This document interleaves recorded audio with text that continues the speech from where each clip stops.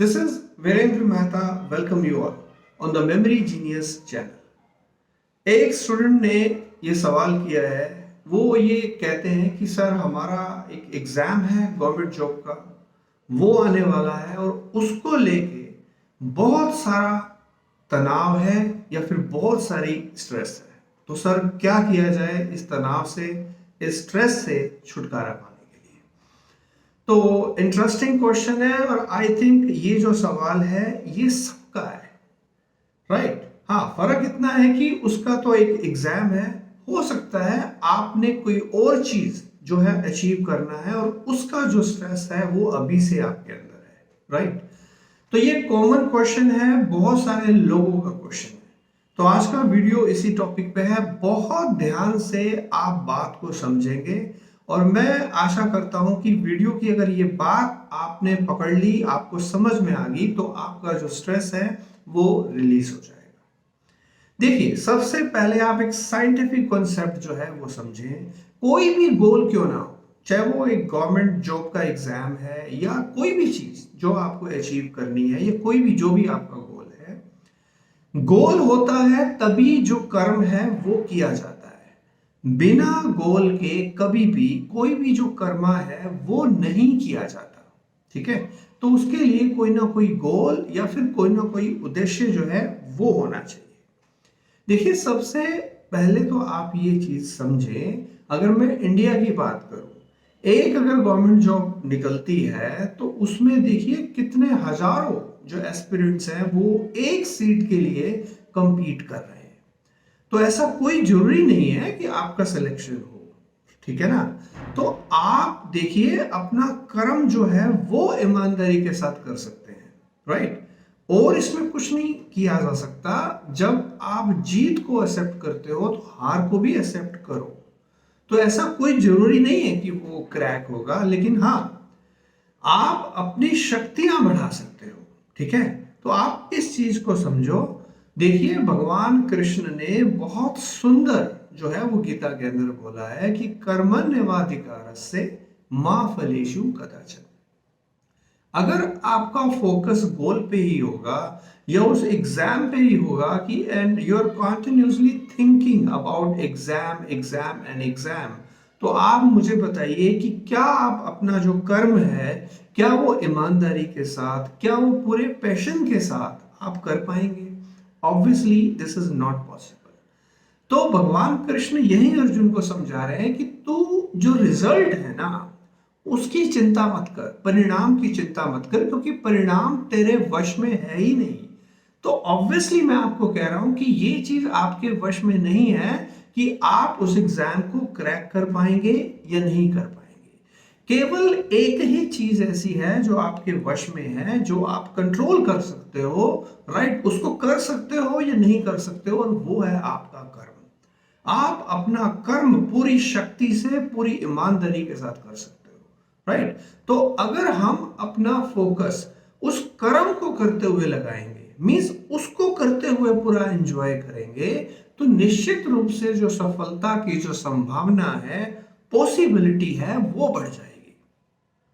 तो बजाय मैं उस कर्म पे फोकस करते हुए जस्ट मैं उस गोल के बारे में सोचूं कि वो अचीव होगा या नहीं होगा, होगा या नहीं होगा, तो ये एक तनाव का रूप ले लेगा, ये एक स्ट्रेस का रूप ले लेगा। तो इससे जो फेलियर का जो पॉसिबिलिटी है वो एक्सपोनेंशियली ग्रो कर जाएगा। तो आप बड़े ध्यान से इस चीज को समझें कि देखिए, लाइफ जो है वो अनसर्टेन है, किसी भी मोमेंट में कुछ भी हो सकता है, ठीक है? तो उस अनसर्टेनिटी का आप आनंद लेना, आप एंजॉय करें उस अनसर्टेनिटी को, ठीक है? तो ये जो लाइफ आपको मिली है, एक एक क्षण आप आनंद से गुजारें, एक एक क्षण को आप एंजॉय करें। तो देखिए, आप सवाल फिर से वही आ रहा है कि सबको प्रशंसा अच्छी लगती है, राइट? लेकिन अपमान जो है वो कोई नहीं सहन कर सकता। तो जब आप प्रशंसा एक्सेप्ट कर रहे हो तो अपमान को भी एक्सेप्ट करने की जो शक्ति है वो रखो। तो भगवान श्री रामचंद्र जी भी और भगवान श्री कृष्ण भी यही संदेश देते हैं, यही मैसेज देते हैं कि अगर दिन है तो भैया रात को भी जो है वो देखना पड़ेगा। धूप है तो छांव को भी एक्सेप्ट करना पड़ेगा।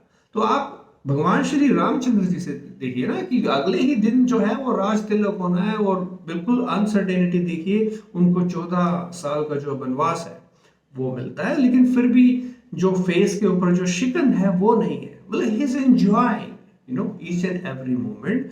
तो यहाँ तक कि भगवान कृष्ण की बात करें हैं, आपको अगर एक गाली दें तो आप कैसे मतलब झगड़े के ऊपर उतर आते हो, तो भगवान श्री कृष्ण को तो आई थिंक 100 टाइम्स जो है वो गाली दी गई, और पूरे उस प्लेटफॉर्म पे जहां सभी देशों के राजा जो हैं वो इकट्ठे हैं, ठीक है। तो वो शिशुपाल है जिसने 100 टाइम्स तो क्या क्या गालियां दी आप सोच भी नहीं सकते, राइट। तो आप ये चीज जो है भगवान कृष्ण से सीखिए, ठीक है। तो कोई जरूरी नहीं है सक्सेस मिलेगा, you must be ready to accept failure also, ठीक है। तो सक्सेस है तो फेलियर भी है, आप फेलियर भी आपको सिखाता है। फेलियर भी क्या है, 99% सक्सेस ही है जो आपको मोटिवेट कर रहा है कि आपको फिर से खड़े होना है और फिर से उस चीज को अचीव करना है। तो आई थिंक पूरे वीडियो का जो कंक्लूजन है वो आपको समझ में आ गया होगा कि बजाय कि मैं ये सोचता रहूं कि एग्जाम क्लियर होगा या नहीं होगा, होगा या नहीं होगा, तो निश्चित रूप से ये तनाव और स्ट्रेस का रूप लेगा।